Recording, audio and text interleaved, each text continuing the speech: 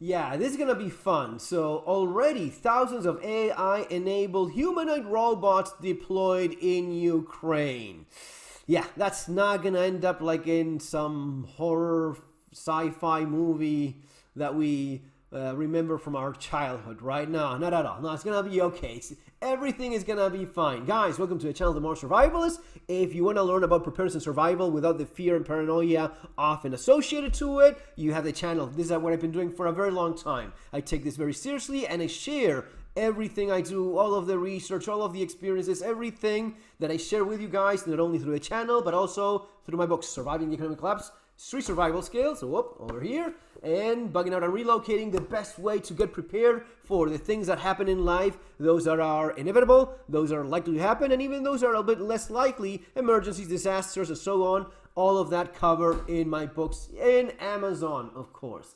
So, what we're looking at is not just the battlefield, we're looking at 50% of white-collar jobs, and this is some of the safer, most conservative estimations. Between 1 to 5 years, AI and robots are going to replace 50% of white-collar jobs. Yeah, the world is going to get very, very interesting very, very soon. Check this out. Microsoft's AI CEO, Mustafa Suleyman, is predicting most white-collar tasks could be automated within 12 to 18 months.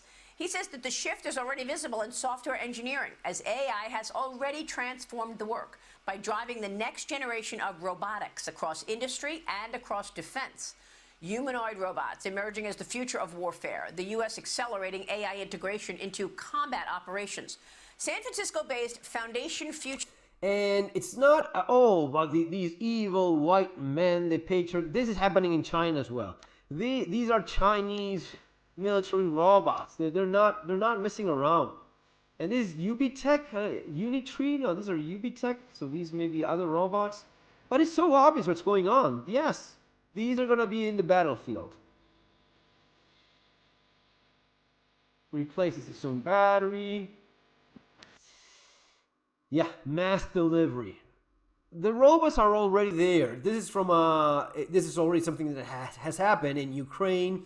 Sending a robot, well, more like a drone with wheels. I mean, it's not brain surgery. They sent a robot with 12 landmines, anti-tank landmines, and blew the thing up, blowing up an entire Russian unit. So, yeah, of course. And yeah, you can read about it, how Ukraine erased an entire Russian unit using a single ground combat robot.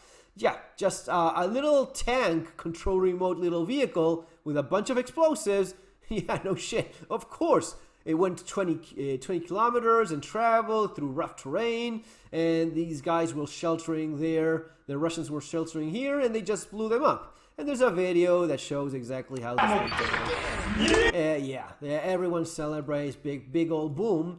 But yeah, guys, this is the way it goes. So on one hand, you have job loss, 50% of white-collar jobs being lost. And if you think, oh, I'm a blue-collar guy, dude, these things already have all the hardware they need to do any task. Those hands that these robots have are more than capable of holding any tool. Hell, they don't even need tools. For replacing a faucet, it's just, yeah, it's already there. It's the plier is already built into the hand. It's about the software. Once the artificial intelligence develops enough, it's gonna do everything.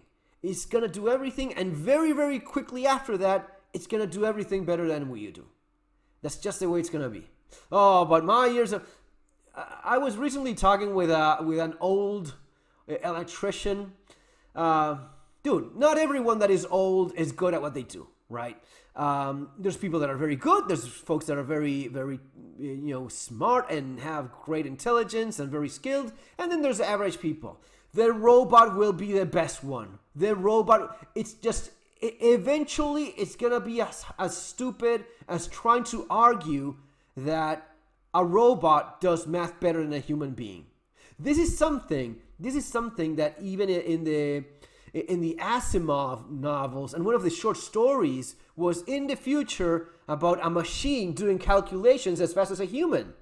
This was not that long ago that people still argue that a machine will never calculate better than I do. It will not resolve equations as complex as I can. Yes, it will. It already does.